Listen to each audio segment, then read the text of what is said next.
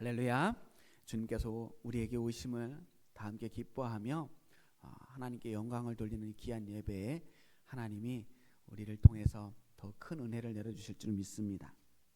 성탄절은 우리 모든 인류에게 큰 기쁨의 좋은 소식이 전해진 날입니다. 예수님께서 이 땅에 오셨다는 것을 우리 온 세계가 함께 기뻐하는 날이에요. 사실 이제는 다 아는 상식이지만 예수님께서 정확하게 몇 월 며칠에 태어나셨는지는 아무도 모릅니다. 그게 한겨울이었는지 아니면 봄날이었는지도 알 수가 없어요. 교회에서 이 성탄절을 12월 25일에 지키기로 한 것은 대략 3세기쯤, 그러니까 기독교가 로마에 공인될 무렵에 그냥 약속으로 정한 것입니다. 물론 초대 교부들 중에는 12월 25일에 예수님께서 태어나셨다라고 주장하는 그러한 분들도 계셨지만 어떤 성경적인 근거나 객관적인 자료가 있는 것은 아닙니다.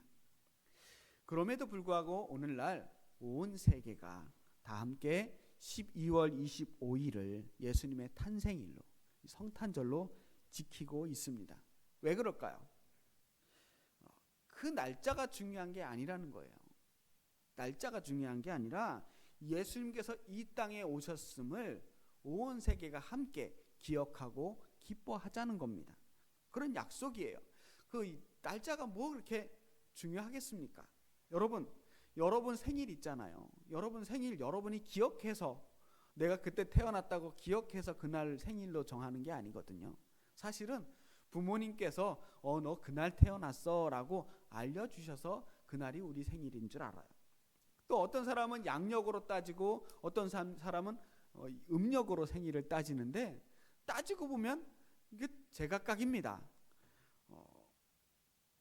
그렇다고 하니까 그렇게 하기로 약속하고 1년에 하루를 정해서 내가 태어났음을 감사하고 기뻐하는 겁니다. 중요한 것은 우리가 이 땅에 태어났음을 모두 함께 축복하고 기뻐하는 날이 생일이라는 거예요. 성탄절도 마찬가지입니다.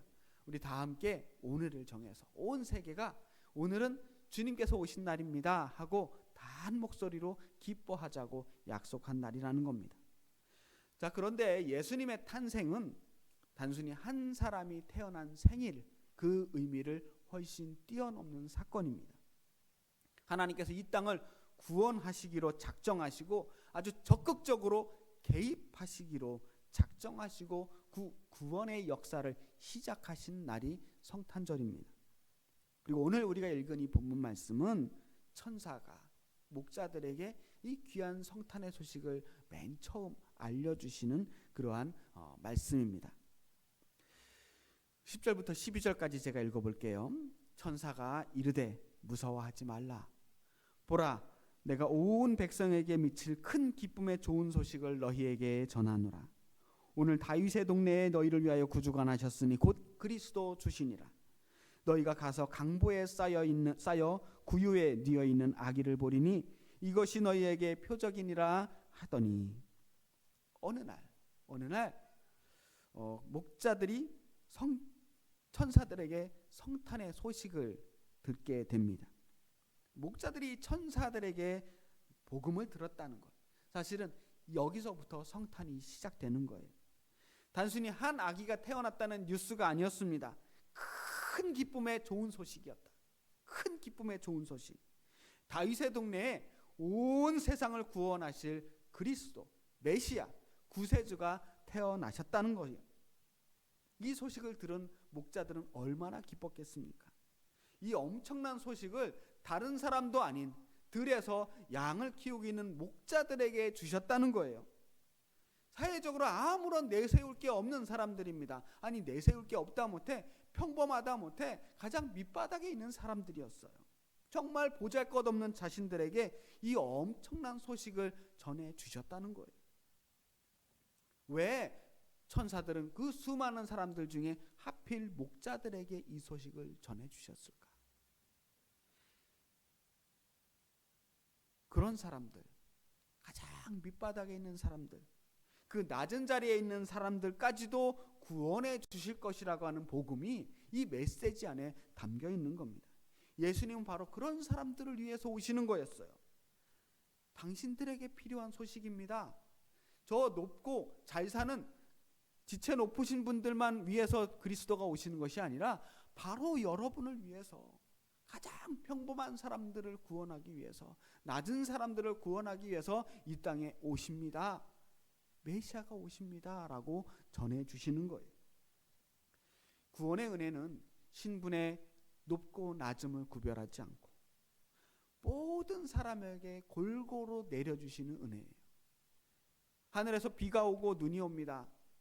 누구도 가리지 않고 비가 오고 눈이 옵니다. 하나님이 주시는 은혜 또한 그렇습니다. 모든 이들에게 동일하게 내려주시는 하나님의 그 풍성한 은혜, 그것이 바로 성탄의 은혜입니다. 얼마나 기쁘고 놀라운 소식이에요. 아무도 알아주지도 않고 아무도 거들떠보지도 않았던 이 밤중에 잠 못 자고 양을 치고 있는 이 목자들에게 이 엄청난 소식을 들려주셨을 때 목자들은 얼마나 기뻤겠습니까? 그뿐이 아니었습니다. 13절 14절 말씀을 볼게요. 호련히 수많은 천군이 그 천사와 함께 하나님을 찬송하여 이르되 지극히 높은 곳에서는 하나님께 영광이요 땅에서는 하나님이 기뻐하신 사람들 중에 평화로다 하니라. 천사들이 그 앞에서 노래를 해요.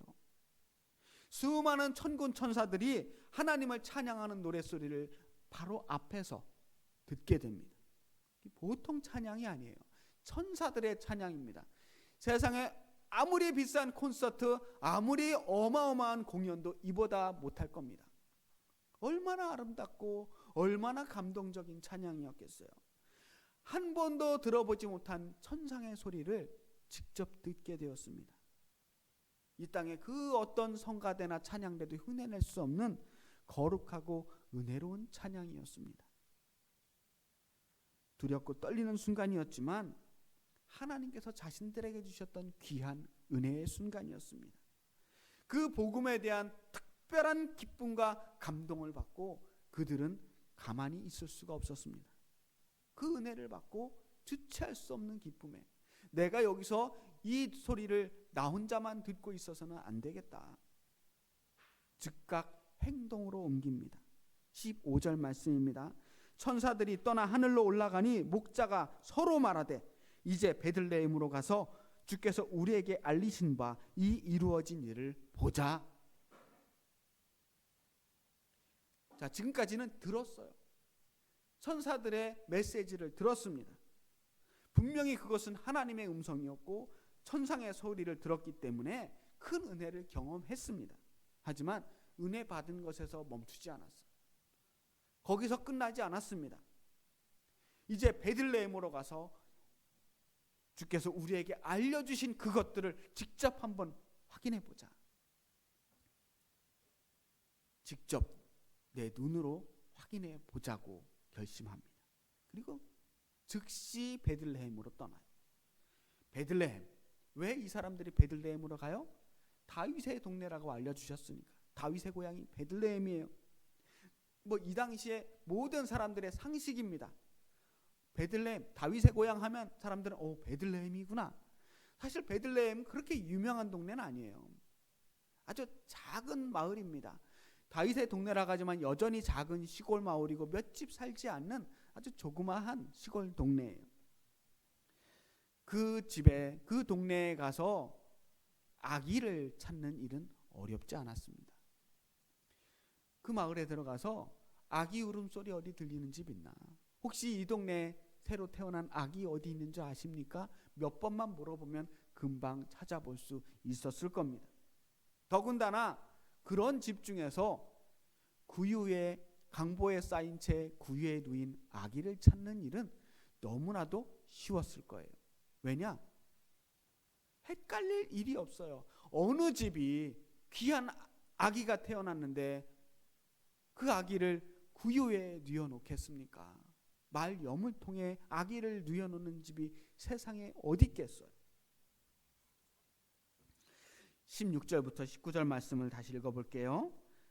빨리 가서 마리아와 요셉과 구유에 누인 아기를 찾아서 보고 천사가 자기들에게 이 아기에 대하여 말한 것을 전하니 듣는 자가 다 목자들이 그들에게 말한 것을 놀랍게 여기되 마리아는 이 모든 말을 마음에 새기어 생각하니라.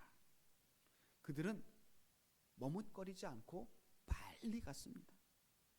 그리고 아기가 아직 구유에 누워 있는 동안, 그 마을에서 떠나지 않은 그 시간에 아기가 태어난 지 얼마 안 된, 그야말로 아직도 김이 모락모락 날 정도로 정말 따끈따끈한 아기를 직접 만나게 됩니다. 그들은 예수님을 눈으로 확인하고 천사들의 예언이 들어맞았음을 증인으로서 자격을 갖추게 됩니다. 천사가 말한 대로 과연 강보에 쌓여서 구유에 누워있는 아기를 보게 됐어요. 더 이상 말이 필요 없었습니다. 예나 지금이나 쉽게 일어날 수 없는 사건이었지만 눈앞에 벌어지고 있는 현실이었어요. 저는 이 마리아의 행동이 참 이해가 되지 않았습니다. 요즘에도 물론 당연했지만 어떤 엄마가 갓 태어난 아기를 그 강보에 쌓아놓고 여물통 위에다 올려놓겠습니까?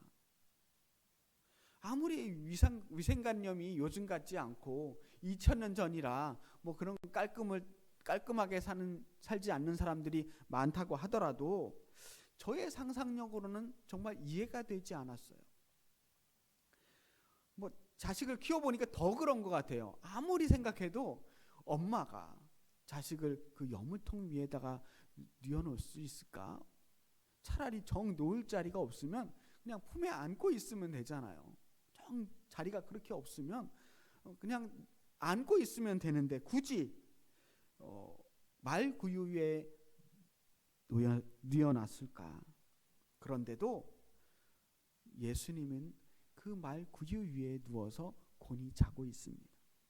마치 애초부터 그렇게 하기로 약속된 것처럼 말이죠. 천사들이 목자에게 야, 베들레헴에 가면 강보에 쌓여서 구유에 누워있는 아기를 볼 것이다 라고 말했을 바로 그때에 이미 마리아도 그러한 음성을 듣지 않았을까? 아기를 쌓아서 강보에 잘 쏴서 구유에 뉘어놓아라 라고 하는 말씀을 듣지 않았을까 생각합니다. 그것은 바로 이 아기가 메시아다라고 하는 그것을 확연하게 드러내는 일종의 표지, 사인, 비밀 신호 같은 것이었다는 겁니다. 말구유에 누워있는 아기를 보자마자 목자들은 저분이 우리가 찾는 메시아가 맞구나라고 바로 확인할 수 있게 만드는 것이었습니다. 자, 예수님께서는 그렇게 인류를 구원하기 위해서 가장 낮은 자리, 따뜻한 방도 아니고 말 구유가 있는 그 허름한 헛간 같은 곳에서 말 구유에 뉘어서 이 땅을 찾아오셨습니다. 자신의 피와 살을 내주시기 위해서 이 땅에 오셨어요. 주님께서 십자가에 달리시기 전날 밤 제자들에게 떡을 떼어 주시면서 포도주를 나누어 주시면서 이렇게 말씀합니다. 이것은 나의 몸이다. 이것은 너희를 위해 흘리는 나의 피다. 이것을 먹고 마셔라. 그렇게 자신의 살과 피를 우리에게 내어주시는 거예요. 어찌 보면 굉장히 잔혹한 비유입니다. 주님의 피와 살을 먹고 마시라고 하는 이 말씀은 주님께서 우리 안에 들어오시겠다라고 하는 약속입니다.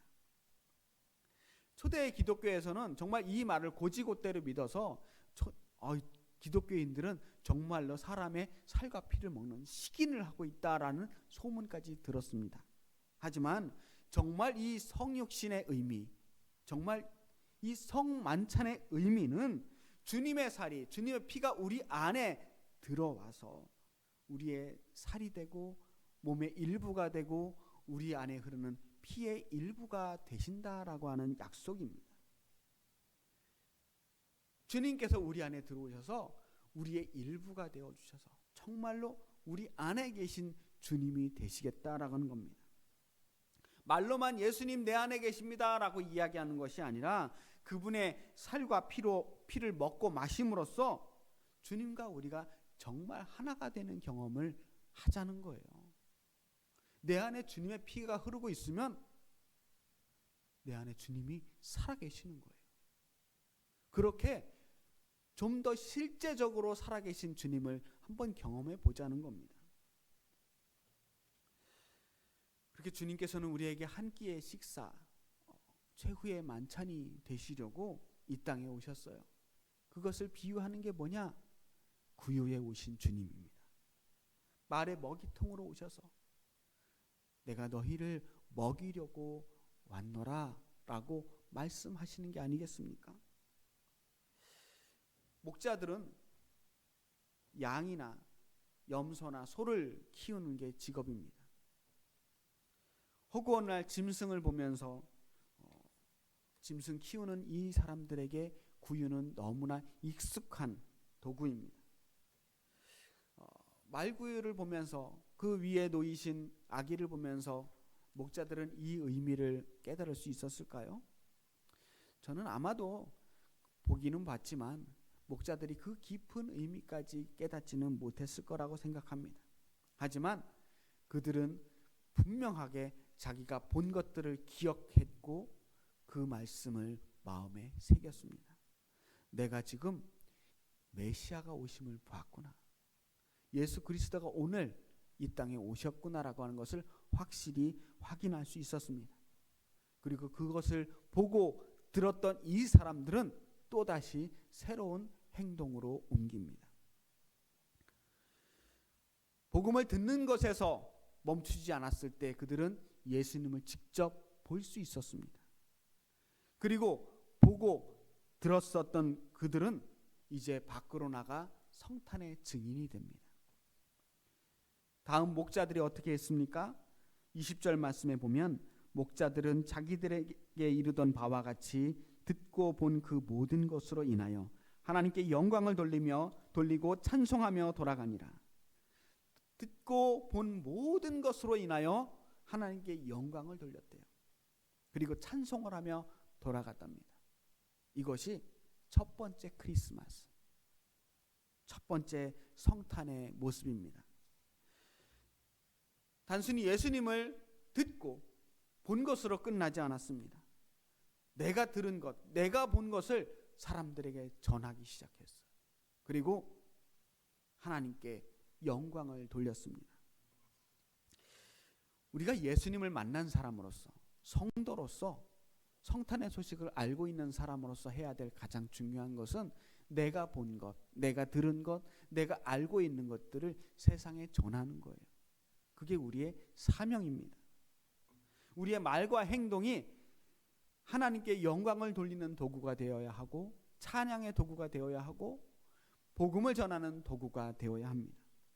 가정에서, 직장에서 혹은 우리가 만난 모든 인간관계 속에서 우리가 하나님을 기쁘시게 하고 하나님께 영광 돌리며 하나님께 찬송하는 것이 우리의 삶의 목표가 될 뿐만 아니라 우리의 삶의 가장 중요한 미션인 것입니다.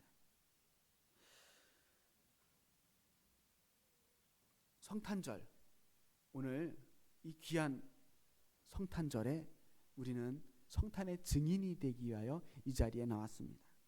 주님의 오심을 보고 듣고 또 하나님께 영광을 돌리며 찬송하기 위하여 이 자리에 나왔습니다. 그거면 충분한 거예요. 사실 그 어떤 행사도 어떠한 화려한 퍼포먼스도 필요 없습니다. 누가 뭐래도 오늘은 하나님을 찬양하며 하나님께 영광 돌리는 날입니다. 그래서 메리 크리스마스, 주님께서 오심을 함께 즐거워하고 기뻐하는 것입니다. 오늘날 이 세상은 자꾸만 복음을 지우려고 하고 교회를 지우려고 하고 있는 것 같습니다. 이상한 일이 아니에요. 예수님이 오신 이후로 계속해서 그랬습니다. 그들은 예수님을 죽이려고 했고 끊임없이 성도들을 핍박해왔고 예수를 믿지 않는 사람들은 예수님을 지금도 끊임없이 거부하고 있습니다. 그런데 오늘날 새로운 모습으로 주님을 지으려고 하는 모습을 보게 됩니다.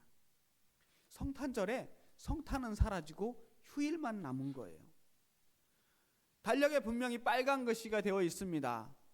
예수를 믿는 사람이든 믿지 않는 사람들이든 다들 오늘 쉬는 날이에요. 들뜨고 기뻐서 서로 여기저기 놀러 가고 예쁘게 꾸미고 그렇게 소비하는 날이기는 하지만 그 안에 성탄의 소식이 사라지고 있습니다.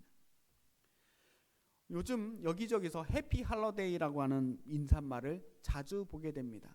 라디오에서 CM송으로도 나오고요. 또 아주 곳곳에 해피 할러데이라고 하는 인사가 좀 더 보편적으로 유행처럼 퍼져가고 있습니다. 이게 미국에서 먼저 시작된 거거든요. PC라고 해가지고 서로 배려하자, 불편하게 하지 말자라고 한 움직임에서 시작된 거라고 하지만 그래서 예수를 믿지 않는 사람들에게 불편하지 않도록 해피 할러데이라고 인사하자라고 하는 사람들이 늘어나고 있다는 겁니다. 그리고 올해에는 우리나라에서도 그러한 움직임들이 마치 좀 새로운 문물을 받아들이는 것처럼 유행처럼 번져가고 있습니다. 올해 성탄 케이크를 사러 갔더니 케이크에도 메리 크리스마스라고 써있는 케이크 별로 없더라고요. 대부분 좀 예쁜 거는 다 해피 할러데이라고 써 있었어요. 행복한 휴일입니다. 그냥 세상 사람들에게는 회사를 가지 않아서 학교를 가지 않아서 하루 쉬어서 좋은 날이에요. 하지만 세상이 그럴수록 우리는 더욱 크게 외쳐야 합니다. 오늘 성탄절이라고, 주님께서 우리를 위해 오신 날이라고, 주님께서 우리에게 오셔서 우리 모두 이 성탄을 함께 기뻐해야만 하는 날이라고 외쳐야 합니다. 만나는 사람들마다 오늘은 꼭 메리 크리스마스라고 인사하시기 바랍니다. 주님께서 우리를 위해 태어나셨습니다. 이 사실을 한 사람이라도 더 전했으면 좋겠습니다. 우리 스스로에게도 다짐하고 확인해야 하는 날이고 이웃에게도 세상에게도 이 복음을 선포해야만 합니다. 우리 모두 다 함께 서로 다시 한번 인사하겠습니다. 메리 크리스마스. 주님께서 우리에게 오셨습니다. 진심으로 오늘 우리를 위해 오신 이 땅에 주님께서 오심을 함께 기뻐하며 이 소식을 전했으면 좋겠습니다. 사실 올 성탄은 여러분도 저도 그렇게 기분이 나지 않을지도 모릅니다. 들뜬 마음이 없어요. 들뜰 수가 없습니다. 온 나라가 심란해요. 어지럽고 혼란스럽습니다. 불안하고 여전히 위태롭습니다. 그러나 그럴 때일수록 이 혼란한 세상에, 이 어두운 세상에 빛으로 찾아오신 주님을 찬양해야 합니다. 이 땅에 진정한 평화로 오신 주님을 우리가 기쁘게 맞이해야만 합니다. 이 세상에서 주님의 탄생이 우리에게 다시 한번 더 뜨거운 복음이 되기를 바랍니다. 지극히 높은 곳에서는 하나님께 영광이요 땅에서는 하나님이 기뻐하신 사람들 중에 평화로다라고 하는 이 천사의 말씀처럼 우리 하나님께서 우리에게 평화로 찾아오신 줄 믿습니다. 이 땅에 하나님의 평화가 가득해서 하루빨리 이 땅의 이 모든 어려움과 혼란이 사라지기를 소망합니다. 그것이 우리가 오늘 더욱더 간절한 마음으로 성탄을 맞이하는 마음입니다. 이 성탄절에 우리가 받은 이 큰 기쁨의 소식이 우리 믿는 사람들뿐만 아니라 온 세상에 이 땅 가득 임하여서 우리에게 하나님의 그 평화의 복음이 가득하기를 축복합니다. 우리가 받은 복음을 다시 한번 새기면서 어려운 마음을 다해 기쁨과 영광으로 하나님을 기쁘시게 하는 온전한 성탄절이 되시기를 주님의 이름으로 축원합니다. 우리 다 함께 기도하시겠습니다. 살아계신 아버지 하나님, 우리를 위해 이 땅에 오신 주님을 찬양하며 주님을 맞이합니다. 이 땅에 주님이 더욱 간절히 필요합니다. 주님이 오셔서 이 땅에 평화를 내려주시옵소서. 이 혼란스러운 세상을 회복시켜 주시옵시고 우리에게 하나님의 평화가 가득할 수 있도록 도와주시옵소서. 모든 어두움을 물리치시고 모든 부조리를 물리치시고 모든 불의를 없애주시며 하나님의 나라가 이 땅에 임할 수 있도록 진정한 성탄의 평화가 임할 수 있도록 주님 역사하여 주시옵소서. 예수 그리스도의 이름으로 기도합니다. 아멘.